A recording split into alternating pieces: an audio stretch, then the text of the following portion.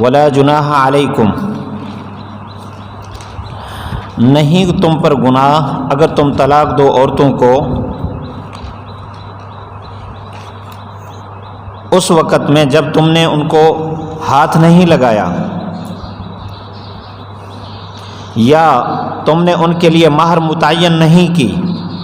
یہ ما لم اس کے ساتھ بھی ملے گا، ما لم تفرضوا لہن ومتعوہن، تو ان کو متعہ دے دو، ان کو کپڑوں کا جوڑا دے دو، وسعت والے پر اس کی وسعت کے مطابق ہے، اور تنگ دست پر اس کی وسعت کے مطابق ہے۔ متاعن بالمعروف، یہ متع ہے دستور کے مطابق، واجب ہے نیک لوگوں پر۔ اگر ان کو طلاق دیں قبل اس کے کہ ان کو ہاتھ لگایا اور تحقیق ان کے لیے مہر متعین کر چکے، تو نصف ہے وہ جو تم نے متعین کیا، مگر یہ کہ وہ معاف کر دیں، یا وہ معاف کر دے جس کے ہاتھ میں نکاح کی گرہ ہے، عقدۃ النکاح، نکاح کی گرہ ہے۔ اگر تم معاف کر دو تو یہ تقوی کے زیادہ قریب ہے۔ اور آپس میں تم فضیلت کو نہ بھولو، اللہ تعالیٰ جو کچھ تم کر رہے ہو اس کو دیکھنے والا ہے۔ حفاظت کرو نمازوں کی، خصوصاً درمیانی نماز کی، کھڑے ہو وہ اللہ کے لیے قانتین، فرما بردار ہو کر۔ فَإِنْ خِفْتُمْ، اگر تم خوف کرو، فَرِجَالًا أَوْ رُكْبَانًا، پس نماز پڑھو پیدل اور سوار ہو کر۔ فَإِذَا أَمِنْتُمْ، جب تمہیں اطمینان ہو جائے، پس یاد کرو اللہ تعالیٰ کو جیسا کہ اس نے تمہیں سکھایا، مَا لَمْ تَكُونُوا تَعْلَمُونَ، جب تک تم ایسی چیزیں جو تم نہیں جانتے تھے۔ وَالَّذِينَ يُتَوَفَّوْنَ، وہ جو تم میں سے فوت ہو جائے اور بیویوں کو چھوڑ جائے، وصیت کرے اپنی بیویوں کے لیے 1 سال کے خرچے کی، غیر اخراج، نکالنے کے علاوہ۔ فَإِنْ خَرَجْنَا، اگر خود بخود نکل جائیں خوشی سے، تو تم پر گناہ نہیں ہے اس میں جو کچھ انہوں نے اپنی ذات کے بارے میں کیا دستور کے مطابق۔ اللہ تعالیٰ غالب ہے، حکمت والا ہے۔ مطلقہ عورتوں کے لیے متع ہے دستور کے مطابق، حق ہے متقین پر۔ اسی طرح بیان کرتا ہے اللہ تعالیٰ تمہارے لیے اپنی آیات تاکہ تم سمجھو۔ ما قبل کے ساتھ ربط، بقیہ مسائل طلاق و عدت، پیچھے بھی طلاق عدت کے مسائل تھے، یہاں بھی طلاق عدت کے مسائل ہیں۔ نمبر 2، پہلے تھا واتقوا اللہ، تقوی اختیار کرو۔ اب تحصیل تقوی کے لیے نماز کی پابندی اور ذکر الہی کا بیان ہے۔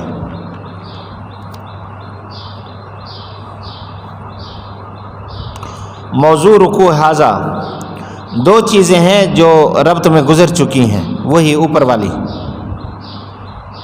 خلاصہ، پھر عدت وفات کا بیان، وسعت علم باری تعالی،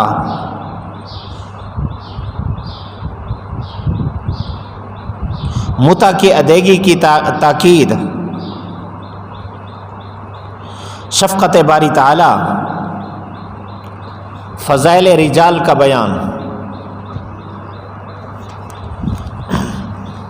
لا جناح علیکم،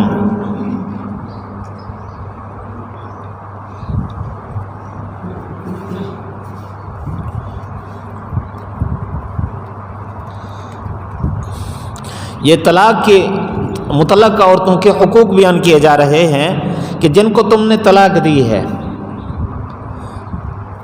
اگر غیر مدخول بہا ہیں جن کو تم نے طلاق دی، یا ان کے لیے مہر متعین نہیں تھا. دو صورتیں، غیر مدخول بہا ہونے کی حالت میں طلاق ہوئی یا مدخول بہا ہیں لیکن ان کے لیے مہر متعین نہیں ہوا تھا. ان دونوں صورتوں میں ان عورتوں کو طلاق کے بعد پوشاک دینا لازم ہے، واجب ہے. اور پوشاک کیسی ہو، جوڑا کیسا ہو؟ وسعت کے مطابق. مال والا ہے تو مال کی وسعت کے مطابق، تنگ دست ہے تو اس کی وسعت کے مطابق. فرمایا حقاً علی المحسنین، اس صورت میں یہ متعہ لازم اور واجب ہے. اور اگر ان کے لیے مہر متعین تھا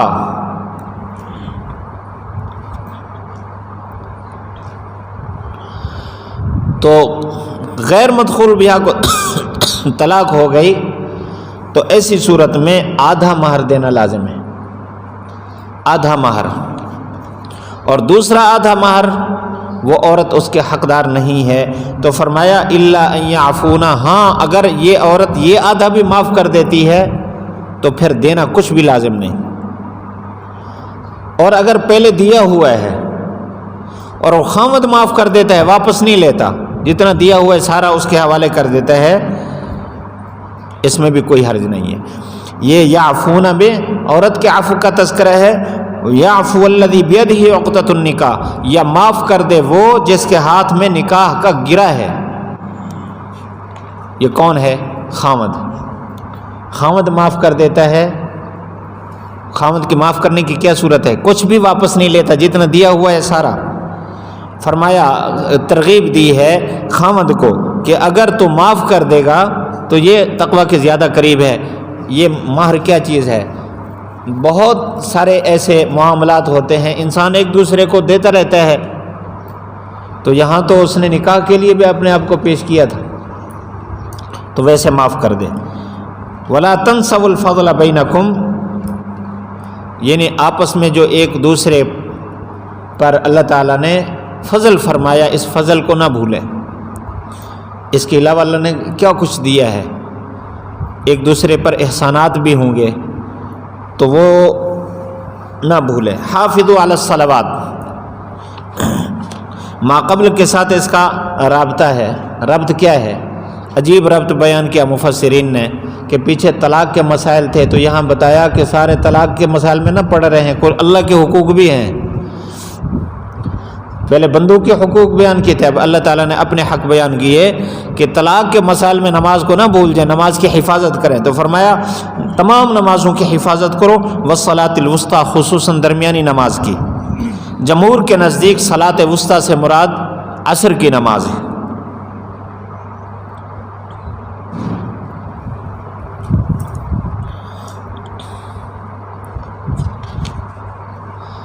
عصر کی نماز کی خصوصی تاکید کیوں کی؟ ایک تو یہ کہ جس موقع پر یہ آیات اتری اس موقع پر ایک مسئلہ پیش ہے خندق کا. اس موقع پر آپ صلی اللہ علیہ وسلم کی عصر کی نماز رہ گئی تھی تو آپ نے فرمایا تھا، وہاں جو بات فرمایا کہ عن الصلاۃ الوسطیٰ، کہ ان سے انہوں نے ہمیں صلاۃ وسطیٰ سے مشغول کر دیا، اور صلاۃ عصر تھی وہ، تو صلاۃ وسطیٰ فرمایا. ایک دلیل تو یہ ہے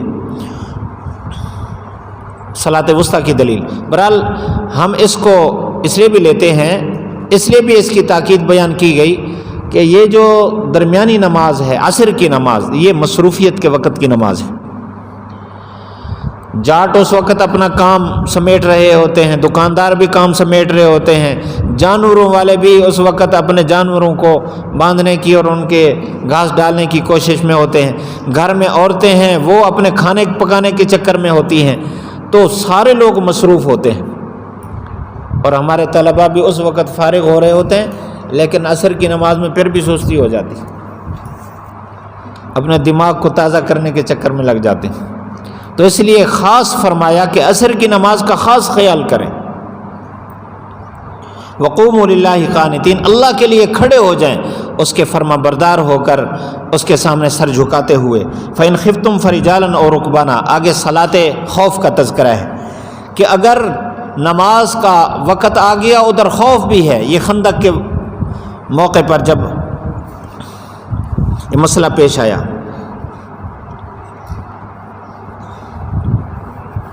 تو فرمایا اگر تمہیں خوف ہو تو پیدل چلتے ہوئے، رجال راجل کی جمع ہے، راجل کہتے ہیں علی الاقدام، مشی علی الاقدام، پیدل چلتے ہوئے آپ نماز کی نیت کر لیں، سواری پر سوار ہو کر نماز کی نیت کر لیں۔ صلاۃ الخوف کا تذکرہ آگے 5ویں پارے میں آئے گا انشاءاللہ تفصیل کے ساتھ۔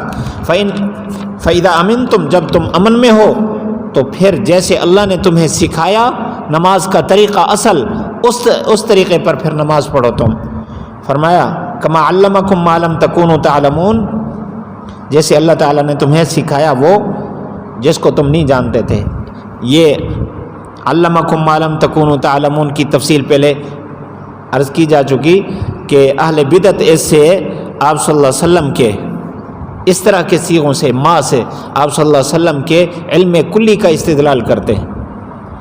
تو ہر جگہ یہ بات نہیں ہے جیسے یہاں نہیں ہے۔ ما لم تکونوا تعلمون سے مراد نماز کے احکام ہیں۔ والذین یتوفون، یہاں پھر متا کا ذکر ہے۔ تو پہلے جس متا کا ذکر تھا نا وہ تھا غیر مدخول بہا، یا وہ عورت جس کا مہر متعین نہیں ہے، تو وہ متا واجب تھا۔ اب یہ عمومی تذکرہ ہے، نہیں بلکہ والذین یتوفون میں اور حکم ہے، وللمطلقات میں آ رہا ہے آگے متا کا تذکرہ۔ تو یہاں پہلے یہ حکم تھا کہ جب خاوند فوت ہو جاتا تو عورت 1 سال تک عدت گزارتی، اور 1 سال تک خاوند کے لیے لازم تھا کہ وہ 1 سال تک اس پر خرچ کرنے کی وصیت کرے اور اس کو گھر سے نہیں نکالیں، گھر میں رہے۔ 1 سال گزر جانے کے بعد پھر اس کو گھر سے نکال دیں اور کسی طرح کے مال کی وہ مالک نہیں ہوگی۔ لیکن یہ آیت اب منسوخ ہو چکی پچھلی آیت سے، والذین یتوفون منکم، یہ 14 اشہر و عشرہ سے عدت کے حکم میں منسوخ ہے، اور وصیت کا جو رکوع ہے یوصیکم اللہ، اس سے یہ صرف سال تک کے بعد نکالے جانے کے حکم اس سے منسوخ ہو گیا۔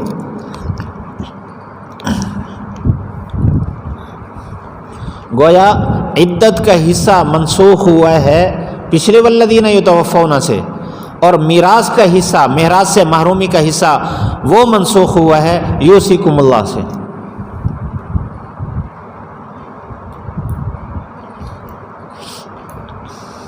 اب ساری زندگی خاوند کی طرف سے جو اس کا حصہ ملا اس میں رہ سکتی ہے۔ مولانا حسین علی صاحب رحمۃ اللہ علیہ وہ فرماتے ہیں کہ وصیت کا جو وجوب تھا اس آیت سے وہ تو ساقط ہو چکا، لیکن وصیت کا استحباب کا حکم اب بھی باقی ہے، یعنی اب بھی مستحب یہ ہے کہ خاوند وصیت کر کے جائے کہ میرے بعد 1 سال تک اس کو آرام سے ٹھہرائے رکھنا۔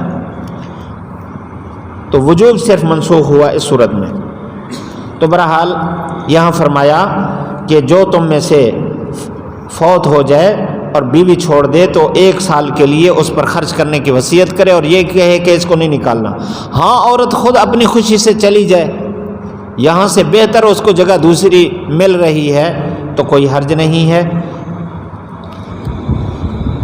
وللمطلقات میں پھر متا کا تذکرہ ہے۔ پہلے متا کا تذکرہ تھا وجوبی حکم کے طور پر، اب متا کا تذکرہ ہے استحبابی طور پر کہ کوئی بھی عورت جس کو طلاق دے دی جائے مستحب یہ ہے کہ اس کو 1 جوڑا دے دیا جائے، کیونکہ طلاق یہ ضرور انسان کو رنج میں ڈالتی ہے۔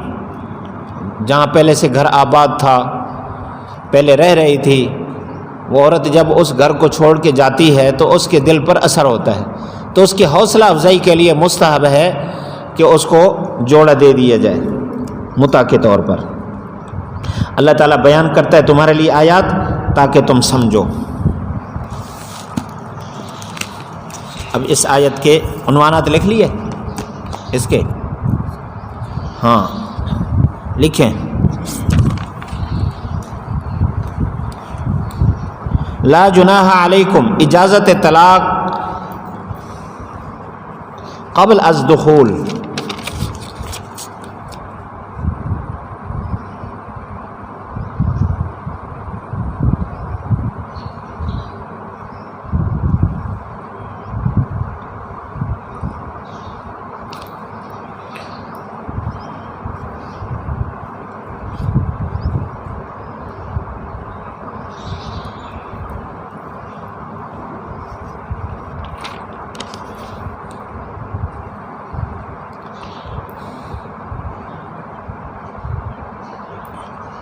اچھا، تفریضو سے پہلے لم لکھیں گے، لم یہاں معذوف ہے. او لم تفریضو، اجازت نکاح بغیر مدت، بغیر مہر. اجازت نکاح بغیر مہر ثابت تو ہو گیا نا، بغیر مہر کے بھی نکاح جائز ہے، اگرچہ مہر بعد میں ادائیگی لازم ہو جاتی ہے.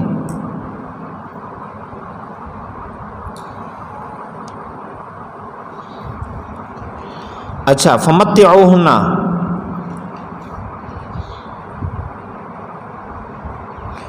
علی الموسع وجوب متعہ.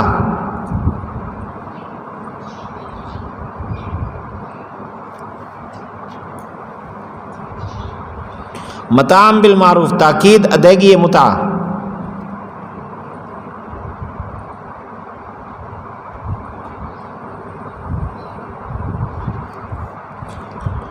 حقا علی المحسنین، تنبیہ مؤمنین.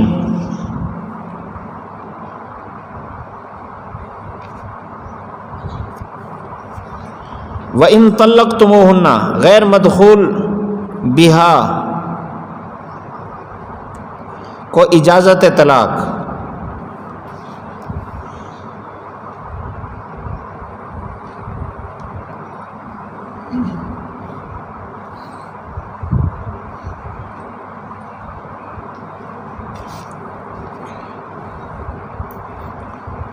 الا ان یعفونا، اجازت عفو مہر.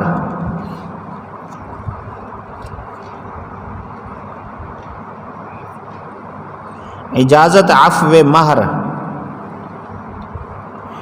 وان تعفوا اقرب للتقوی، ترغیب حسن سلوک بالنساء. ترغیب حسن سلوک بالنساء. ولا تنسوا الفضل، فضائل رجال. ہاں، ولا تنسوا الفضل، فضائل رجال، یعنی تمہارے درمیان جس کو فضیلت حاصل ہے اس کو نہ بھولو. فضیلت کا تقاضا یہ ہے کہ معاف کر دے.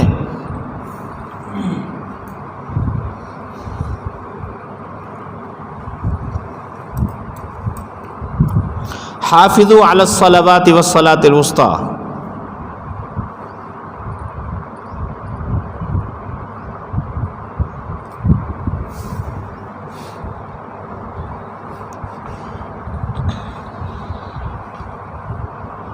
تاکید صلاۃ خمسہ، تاکید صلاۃ خمسہ.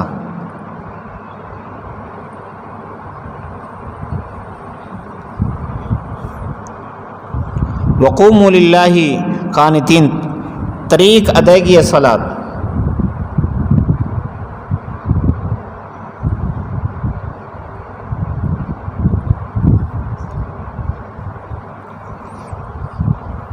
فَإِنْ خِفْتُمْ، صلاۃ خوف کا بیان.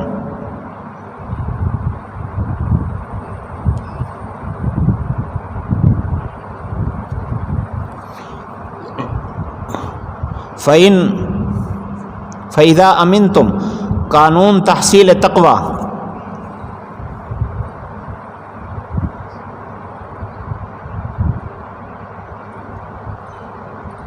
عذر ختم ہو جائے تو حکم واپس لوٹ آتا ہے.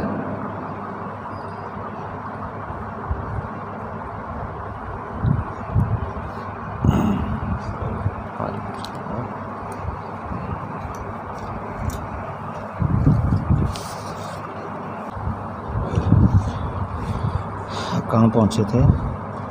فَإِذَا أَمِنْتُمْ وَالَّذِينَ يُتَوَفَّوْنَ مِنْكُمْ کما علمکم من، لکھو شفقت خداوندی.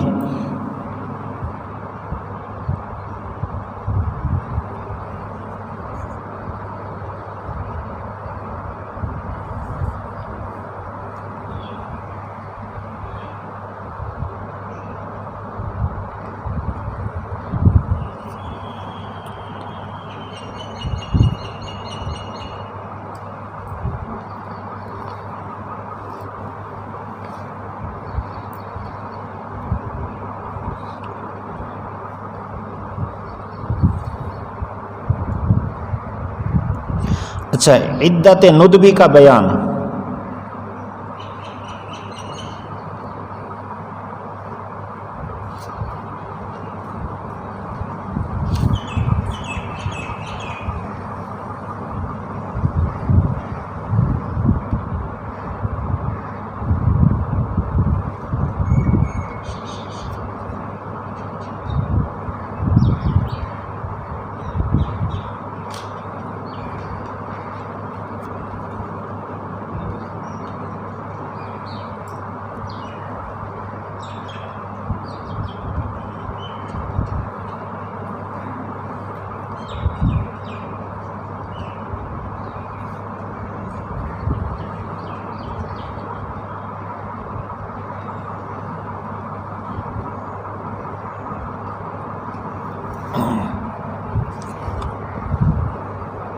فَإِنْ خَرَجْنَا قَرِينَ عِدَّةِ نُدْبِ.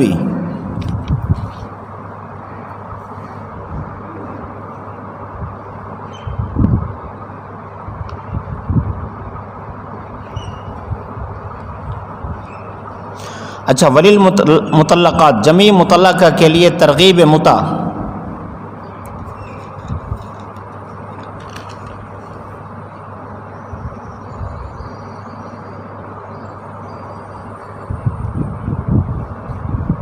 جبھی مطلقات کے لیے ترغیب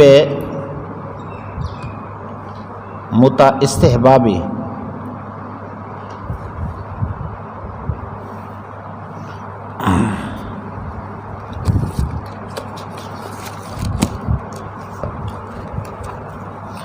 آگے ہے الم تر الی الذین خرجوا، کذالک یبین اللہ، شفقت خداوندی.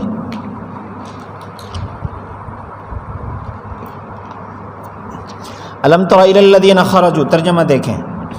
کیا آپ کو علم نہیں ہے ان لوگوں کا جن کو ان کے گھروں سے نکالا گیا، اور وہ ہزاروں کی تعداد میں تھے، گھروں سے نکلے، اپنے گھروں سے نکلے اس حال میں کہ وہ ہزاروں کی تعداد میں تھے، موت سے بچتے ہوئے. اللہ تعالیٰ نے ان کو فرمایا مر جاؤ، پھر ان کو زندہ فرمایا.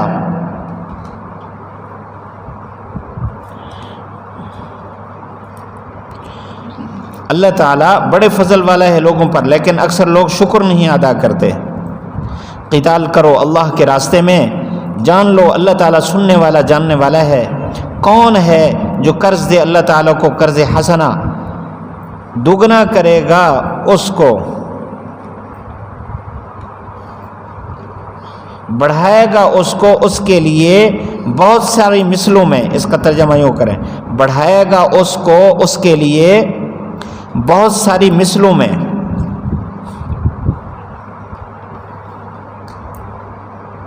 اللہ تعالیٰ کم کرتا ہے بڑھاتا ہے، اور اسی کے لیے اسی کی طرف تم سارے لوٹاؤ جاؤ گے. کیا آپ نہیں جانتے بنی اسرائیل کے اس لشکر کو جو موسیٰ علیہ السلام کے بعد آیا، جب کہا انہوں نے اپنے نبی کو کہ ہمارے لیے کوئی بادشاہ بھیج کہ ہم اللہ کے راستے میں قتال کریں، نبی نے فرمایا کیا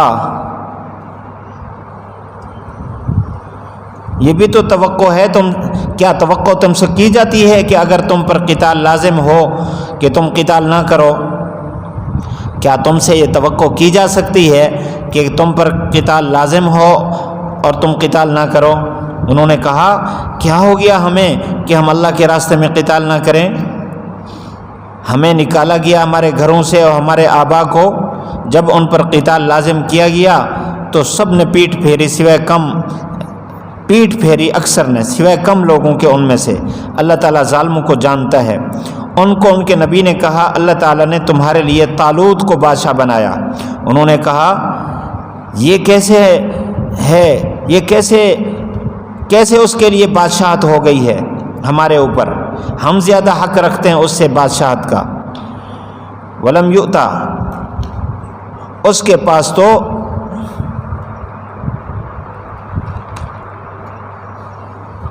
وسعت ہی نہیں ہے۔ مولانا منظور احمد نعمانی صاحب اس کا ترجمہ کرتے ہیں وہ تو سنیا ہے سرے کی۔ ولم یؤت سعۃ من المال، اس کے پاس تو وسعت ہی نہیں ہے۔ قال ان اللہ اصطفیٰ، انہوں نے کہا کہ اللہ تعالیٰ نے ان کو چنا ہے تم پر اور زیادہ کیا اس میں علم اور جسم میں، بست قوت کو علم اور جسم میں۔ اللہ تعالیٰ دیتا ہے اپنی بادشاہت جس کو چاہتا ہے، اللہ تعالیٰ بڑا وسیع ہے، علم والا ہے۔ ان کو ان کے نبی نے کہا بے شک اس کی بادشاہت کی نشانی یہ ہے کہ تمہارے پاس تابوت آئے گا جس میں تمہارے رب کی طرف سے سکینت ہوگی اور بقیہ تبرکات ہوں گے اس سے جو موسیٰ علیہ السلام نے چھوڑے اور ہارون علیہ السلام نے چھوڑے، اور اس کو فرشتے لے کر آئیں گے۔ بے شک اس میں البتہ نشانی ہے تمہارے لیے اگر تم ایمان رکھو۔ ربط،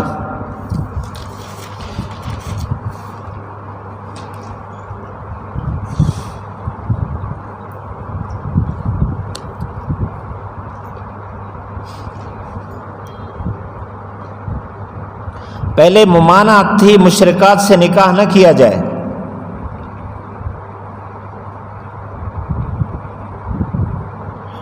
اب خود شرک کرنے سے روکا جا رہا ہے۔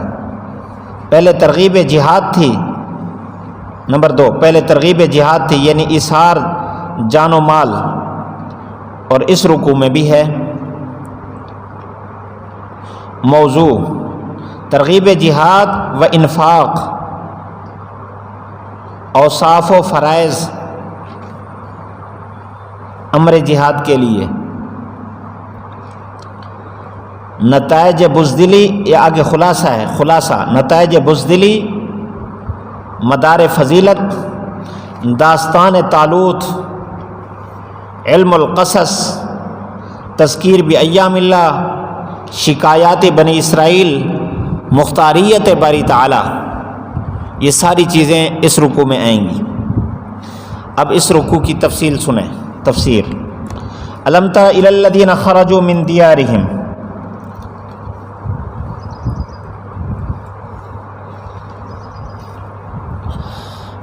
اچھا بنی اسرائیل میں ناشکریوں کی وجہ سے اللہ تعالیٰ نے ان میں طاعون کی بیماری پھیلا دی۔ تو یہ لوگ جہاں رہتے تھے نا، یہ بنی اسرائیل طاعون کے ڈر سے بھاگے اور ایک میدانی علاقے میں 2 پہاڑوں کے درمیان وہاں جا کر آباد ہو گئے، اور اپنے طور پر مطمئن تھے کہ یہاں ہم نہیں مر سکتے، مرنے سے ڈرے تھے نا، تو یہاں آئے مطمئن تھے کہ ہم یہاں نہیں مر سکتے۔ اور ان کی تعداد جو وہاں سے نکلے تھے 2 قول ہیں، ایک قول یہ ہے کہ 10,000 تھے اور ایک قول یہ ہے کہ 4,000 تھے۔ جب یہاں پہنچے اللہ تعالیٰ نے 2 فرشتوں کو بھیجا اور انہوں نے اس میدان کے 2 کناروں پر کھڑے ہو کر آواز لگائی، چیخ ماری، ان کے کلیجے پھٹ گئے اور یہ سارے مر گئے۔ 1 ہفتہ تک مرے پڑے رہے۔ 1 ہفتے کے بعد پھر اللہ تعالیٰ نے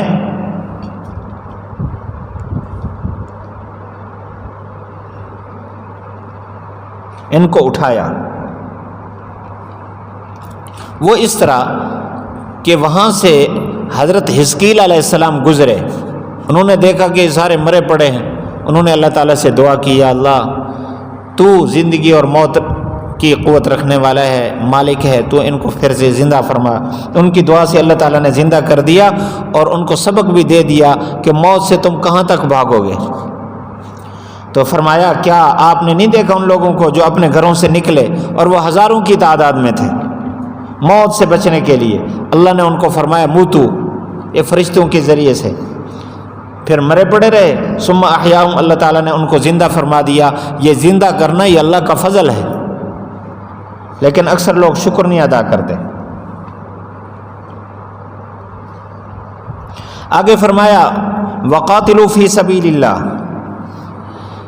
جان کے ایثار کا حکم فرمایا، اللہ کے راستے میں جان قربان کر دو، اللہ کے راستے میں قتال کرو، جان لو اللہ تعالیٰ سننے والا جاننے والا ہے۔ اور اس کے بعد پھر پہلے انفاق جان کا تذکرہ تھا، اب انفاق مال، ایثار بالمال، اس کا تذکرہ ہے۔ من ذا الذی یقرض اللہ، گویا یہ حکم ہے کہ تم ہمارے پاس تمام مال دولت جسم جان سب کچھ، یہ جو اللہ کی امان تمہارے پاس ہے سب کچھ اللہ کے حوالے کر دو۔ یہ ہے کس کی دی ہوئی ہے؟ حقیقی ملک کس کا ہے؟ اللہ کا ملک ہے، جان پر بھی اللہ کا ملک ہے، مال پر بھی، لیکن اللہ تعالیٰ نے احساناً پھر بھی فرما دیا قرضے کے طور پر مجھے دے دو۔ کیا فرمایا؟ من ذا الذی یقرض اللہ، کون ہے جو اللہ کو قرض دے، قرض حسنہ، تو وہ کئی مثل بڑھا کر تمہیں دے گا، اضعافاً کثیرہ،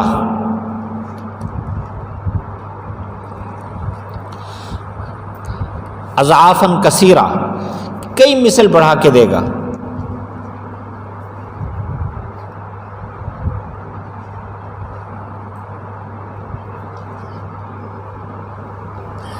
ایک تحقیق ہے، یہ لکھ لیں، یہ تحقیق الجبرہ میں ضرب کی ایک تحقیق آتی ہے، یہ مضاعف کی، یہاں فرمائے نا یضاعف لہ اضعافاً کثیرہ، کہ اللہ تعالیٰ کئی مثل بڑھا کر دے گا۔ ریاضی میں مضاعف کی ایک مشق آتی ہے، کہتے ہیں کہ عدد اپنی مثل طاقت میں اس کو ضرب دیا جائے، عدد کی اس کی مثل طاقت میں، توجہ کریں گے سمجھیں گے۔ مثل طاقت کا مطلب ہے 5 کو ضرب دینا ہے تو 5 میں ضرب دیں 5 دفعہ تو یہ مضاعف بنے گا، 5 کو 5 میں ضرب دیں 5 دفعہ تو یہ مضاعف بنتا ہے، 5 ضرب 5 ضرب 5 ضرب 5 ضرب 5، تو یہ بنتا ہے 3125۔ یہ نوٹ کر لیں، یہ مضاعف ہے الجبرا کا، تو گویا 5 کے بدلے میں 3125 ملے گا۔ یہ تو دنیا والوں کا مضاعف ہے، اللہ تعالیٰ تو فرما رہے ہیں اضعافاً کثیرہ، اور کثیر کی کم از کم مقدار 11 ہے، 11 ہے نا، جمع کثرت 11 سے شروع ہوتی ہے، 10 تک تو جمع قلت ہے، تو یہ لا تعداد ہے۔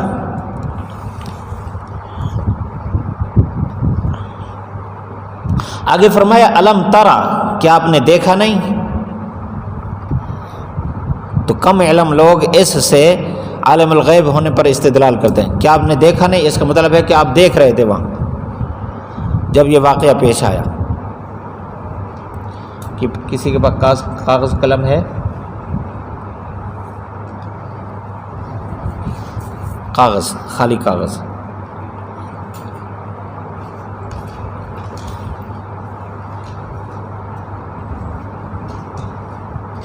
جا رہے ہیں؟ یہ نہیں صاف ستھرا، کہیں پیغام لکھنا ہے، کہاں سے کوئی کاغذ لیتے ہیں؟ چلو لے۔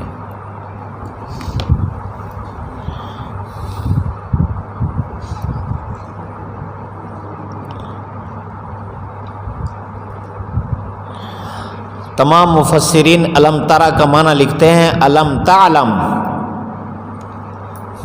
میں نے پہلے بھی آپ سے یہ بات عرض کی تھی، یہ ہمارے معاشرے میں بھی بات چلتی ہے۔ آپ دیکھ نہیں رہے کیا ہو رہا ہے وہاں؟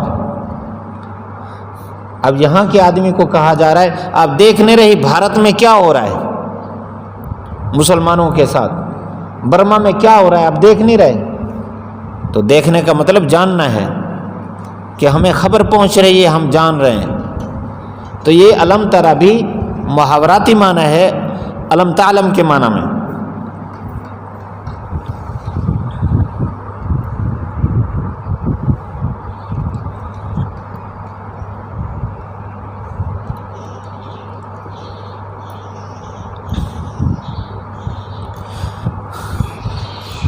اس پر دو گواہ بھی پیش کرنے ہیں آپ کو۔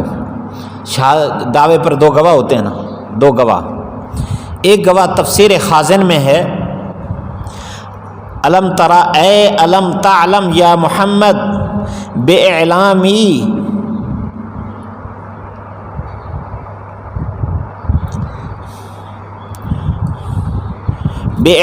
إِيَّاكَ، کیا آپ جانتے نہیں اے محمد صلی اللہ علیہ وسلم میرے آپ کو خبر دینے سے، آپ جانتے نہیں؟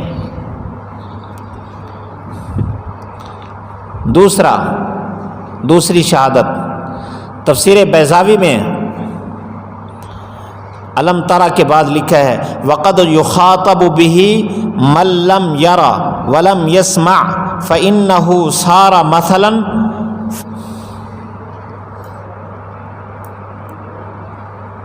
فی التعجب۔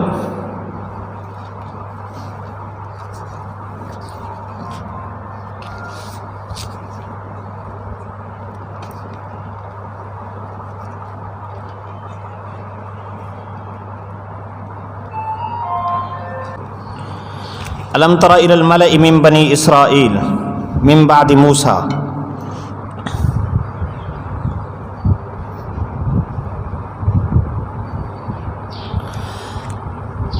حضرت موسیٰ علیہ السلام کے دنیا سے چلے جانے کے بعد یہ جب پچھلا واقعہ پیش آیا نا حضرت حزقیل علیہ السلام کے زمانے کا، یہ اس وقت کا واقعہ ہے۔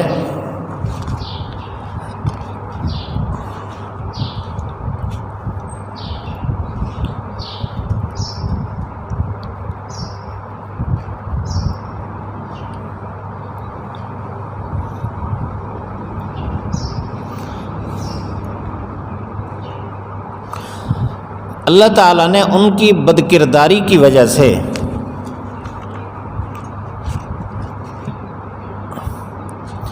جالوت نامی ظالم کو ان پر مسلط کر دیا تھا، یہ بادشاہ تھا ان کا، اور ان پر بہت ظلم کیا، اس نے خون کی ندیاں بہائیں، اور اس وقت اللہ تعالیٰ نے ان پر جو نبی بھیجے وہ شمویل علیہ السلام تھے۔ حضرت حزقیل علیہ السلام کی دعا تو ہو گئی اور اس کے بعد زندہ بھی ہو گئے، اس کے بعد پھر جالوت ان پر مسلط ہوا، اس کی بادشاہت ہوئی، اور اس زمانے میں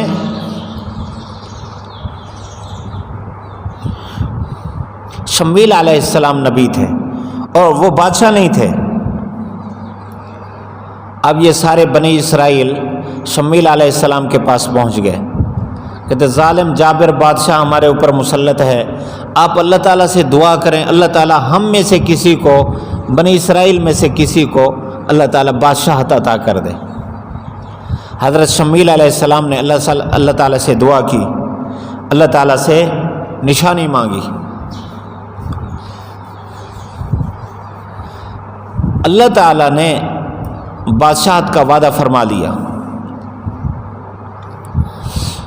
پہلے جو نبوت چل رہی تھی وہ حضرت یعقوب علیہ السلام کے بیٹے یہودا یا کسی اور بیٹوں میں سے کسی بیٹے کی اولاد میں نبوت چل رہی تھی، اور یہ سارے مالدار تھے۔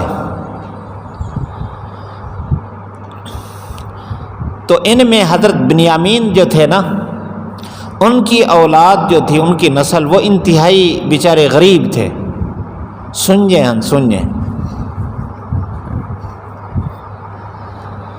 تو انہوں نے اللہ تعالیٰ سے دعا کی، اللہ تعالیٰ نے دعا قبول فرمائی، اور اللہ تعالیٰ نے فیصلہ فرما دیا کہ بنیامین کی جو اولاد میں طالوت ہے، یہ طالوت تمہارا بادشاہ ہے۔ جب قوم کو بتایا گیا کہ یہ طالوت تمہارا بادشاہ ہے، وہ بگڑ گئی، پھر ملک اسا ہیں بادشاہ انہوں کو ملے، اسا نہیں منے دے۔ اس لیے انہوں نے کہا انا یکون لہ قالوا انا یکون لہ الملک علینا، اس کی ہم پر بادشاہت کیسے بنتی ہے، وہ تو غریب آدمی ہے۔ مفسرین نے لکھا ہے رنگریز کا کام کرتے تھے، یا چرواہے تھے، یا حوض سے کنویں سے پانی نکال کر لوگوں کو پلاتے اور مزدوری لیتے تھے، لیکن اللہ تعالیٰ نے ان کو قد بھی بڑا دیا، جسامت بھی بڑی تھی، اور تھے بھی انتہائی عقل مند، فہیم، سمجھدار آدمی تھے، مالی اعتبار سے غریب تھے۔ جب ان کو اللہ تعالیٰ نے بادشاہت دے دی تو یہ بگڑ گئے، انہوں نے کہا ہم نہیں مانتے، آپ پتہ نہیں سچی بات کر رہے ہیں یا نہیں، بادشاہت کے حقدار تو ہم ہیں۔ تو اللہ تعالیٰ نے وحی کے ذریعے فرمایا چلو ان کی بادشاہت پر دلیل یہ ہے کہ ان کے گھر میں تابوت ظاہر ہوگا۔ ایک صندوق تھا جو حضرت موسیٰ علیہ السلام سے چل رہا تھا، اس میں موسیٰ علیہ السلام کی نشانیاں، معجزات وہ بھی اندر تھے، تورات جو تختیاں تھیں تورات کی وہ بھی اس میں تھی، اور یہ بنی اسرائیل اس کی بڑی حفاظت رکھتے تھے، اسی کے ذریعے سے فتوحات حاصل کرتے۔ اور جب جالوت کا قبضہ ہوا ظالم بادشاہ کا، تو وہ یہ صندوق بھی چرا کر لے گیا، تو یہ اسے بھی محروم تھے۔ اللہ تعالیٰ نے فرمایا کہ جس کے گھر میں وہی تابوت ظاہر ہوگا وہ بادشاہ ہوگا۔ اللہ تعالیٰ نے اس کا عجیب انتظام فرمایا، انہوں نے صندوق کو اپنے بت خانے میں رکھا ہوا تھا، جالوت نے بت خانے میں رکھا ہوا تھا، اور اس صندوق کے اوپر اس نے بت کھڑے کیے ہوئے تھے۔ ایک دفعہ صبح جو اٹھا دیکھا کہ بت نیچے ہے، صندوق ان کے اوپر ہے، بت گرے ہوئے اور صندوق اوپر ہے۔ انہوں نے پھر کھڑا کر دیا، اس کو سیدھا کر دیا، تو اگلے دن دیکھا پھر وہی معاملہ، بت نیچے صندوق اوپر۔ تو انہوں نے سمجھا یہ مسئلہ کو خراب ہے، انہوں نے وہ صندوق اٹھا کر ایک بستی میں رکھ دی۔ جب اس بستی میں رکھی تو اس بستی میں طاعون کا وبا پھیل گئی، لوگ مرنے لگ گئے۔ پھر دوسری جگہ رکھا، وہاں بھی لوگ سارے مرنے لگ گئے۔ 5 شہر یوں ویران ہوئے۔ جب 5 شہر ویران ہو گئے تو انہوں نے کہا بھئی صندوق کو نکالو، تو انہوں نے بیل گاڑی پر صندوق کو رکھا، 2 بیلوں کے ساتھ اس کو جوتا اور روانہ کر دیا، جا جس علاقے میں جائے گی وہیں وبا پھیلے گی۔ اللہ تعالیٰ نے 2 فرشتے بھیجے، انہوں نے راتوں رات ان بیلوں کو ہانک کر طالوت کے گھر پہنچا دیا۔ صبح یہ اٹھے، دیکھا طالوت کے گھر وہ صندوق موجود تھا، آخر ان کو ماننا پڑا کہ یہی ہمارا بادشاہ ہے۔ تو اللہ تعالیٰ نے اس کی وسعت بتائی، فرمایا اچھا ایک پہلے تو ان کی علت، ان کے نہ ماننے کی وجہ علت بتائی، نحن احق بالملک منہ، ہم مالدار ہیں، چودھری ہم ہیں، لہذا بادشاہ بھی ہم ہوں گے۔ ولم یؤت سعۃ من المال، اس کے پاس تو مال کی وسعت ہی نہیں ہے، وہ کیسے بادشاہ بنے گا؟ اللہ تعالیٰ تو بتانا چاہتا تھا بھائی بادشاہ اللہ تعالیٰ کے قبضے میں ہے، جو بادشاہ دے رہا ہے وہ وسعت بھی دے گا۔ قال ان اللہ اصطفاہ علیکم، تو نبی نے شمویل علیہ السلام نے ان کو کہا کہ اللہ تعالیٰ نے تم پر اس کو چنا ہے، آپ کیوں پریشان ہو رہے ہیں؟ وزادہ بسطۃ فی العلم والجسم، اللہ تعالیٰ نے ظاہری وجاہت بھی دی اور عقل مندی اور سمجھداری بھی دی ہے۔ واللہ یؤتی ملکہ من یشاء، اللہ جس کو چاہے بادشاہت عطا کرے، اللہ تعالیٰ وسیع علم والا ہے۔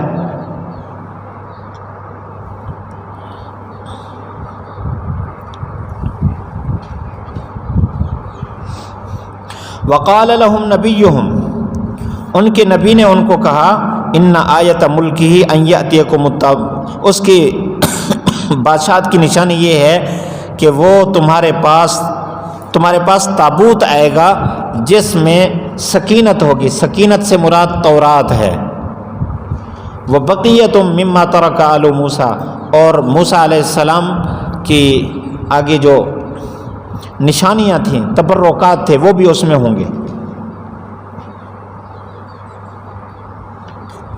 یہاں آل موسیٰ و آل ہارون ہے، مفسرین فرماتے ہیں کہ آل کا لفظ یہاں اضافی ہے، مراد موسیٰ اور ہارون کی ذات ہے، اور اس پر استشہاد کیا ہے کہ آل کا لفظ اضافی بھی ہوتا ہے۔ حماسہ موجود ہے، حماسہ کے 64 صفحہ نمبر پر ایک شعر آتا ہے جس میں آل شداد کا ذکر ہے، آل شداد، اور وہاں مراد خود شداد ہے۔ تو اب آپ کو حماسہ کی اہمیت بھی معلوم ہو گئی کہ قرآن سمجھنے کے لیے حماسے کی ضرورت ہے۔ حماسے سے قرآن حل ہو گیا کہ آل کا لفظ زیادہ ہے۔ تحملہ الملائکہ، فرشتے اس کو اٹھا کر لائے۔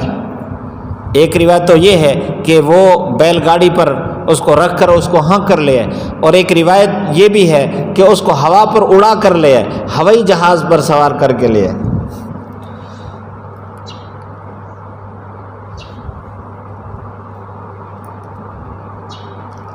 یہاں تک تو ان کی بادشاہت ثابت ہوئی۔ آگے اگلا اقدام اگلے رکوع میں ہے، اس کے آپ عنوانات لکھ لیں۔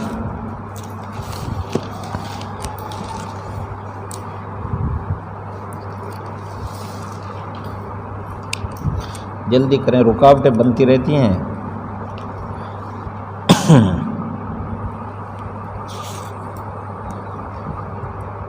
الم تر الی الذین خرجوا، مضامین علم القصص۔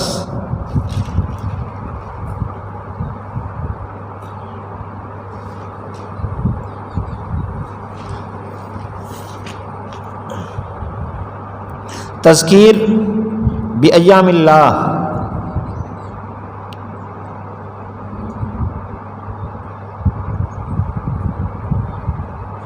نتائج بزدلی،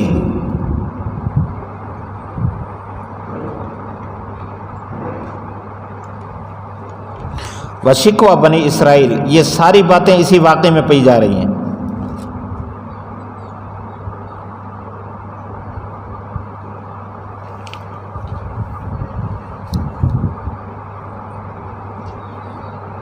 ڈر رہے تھے نا، تو اللہ تعالیٰ نے بتا دیا کہاں بھاگو گے۔ ان اللہ لذو فضل، شفقت خداوندی، دوبارہ اٹھا دیا۔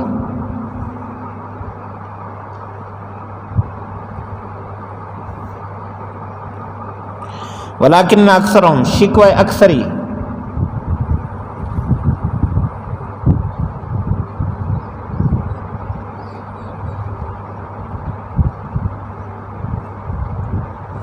وقاتلوا، ترغیب جہاد،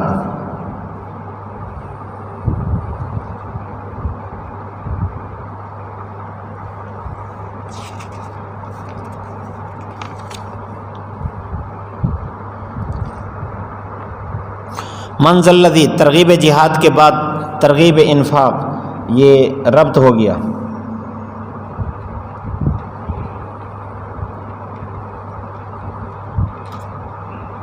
جہاد میں انفاق کی ضرورت پڑتی ہے نا.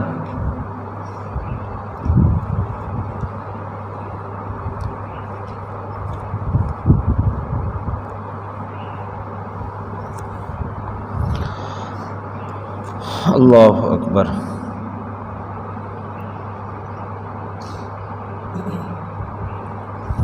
فیضاعف له نتائج انفاق.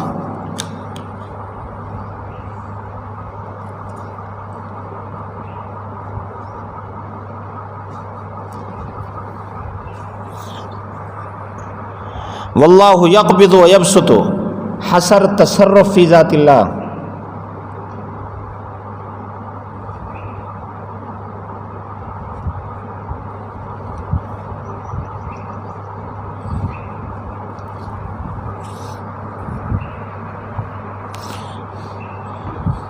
الیہ ترجعون تذکیر بما بعد الموت.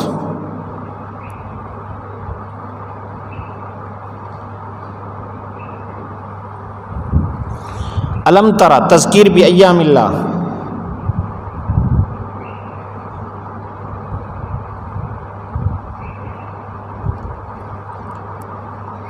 اذ قالوا لنبی اللہم ابعث لنا مطالبہ بنی اسرائیل.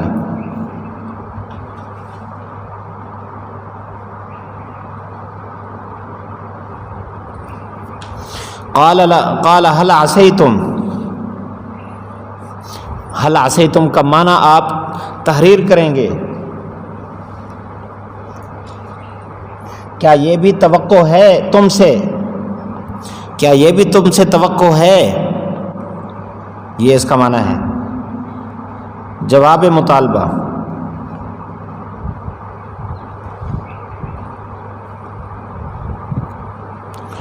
قالوا وما لنا جواب الجواب بنی اسرائیل. جواب مطالبہ تھا، اب جواب الجواب، اس جواب پر جواب دیا.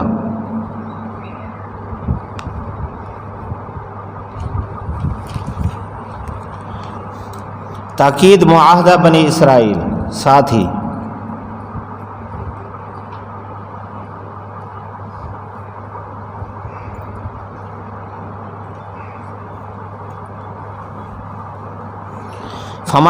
فلما کتبہ شکوہ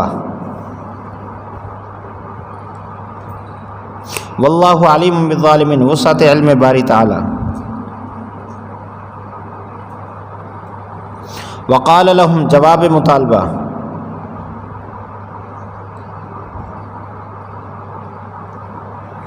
قد بعث امارت طالوت کا ذکر.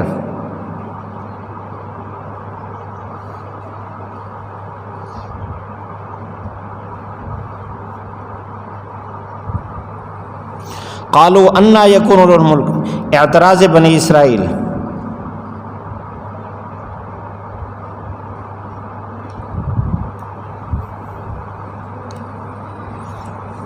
نحن احق بالملک فخر بنی اسرائیل.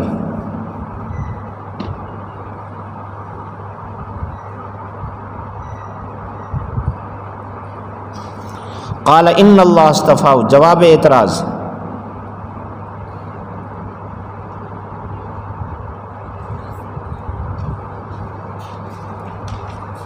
وزادہ بسطۃ مدار فضیلت.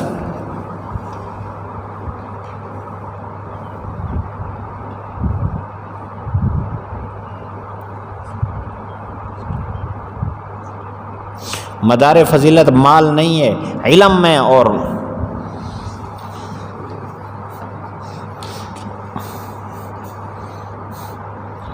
واللہ یؤتی ملکہ من یشاء واللہ واسع علیم وسعت خزائن و علم باری.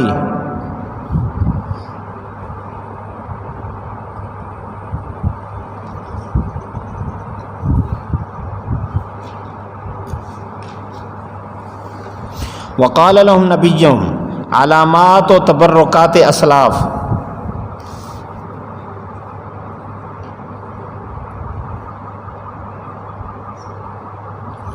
علامات و تبرکات اسلاف.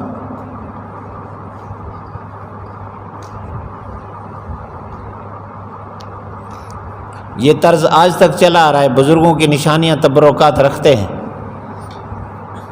جو کچھ کر کے گیا ہو.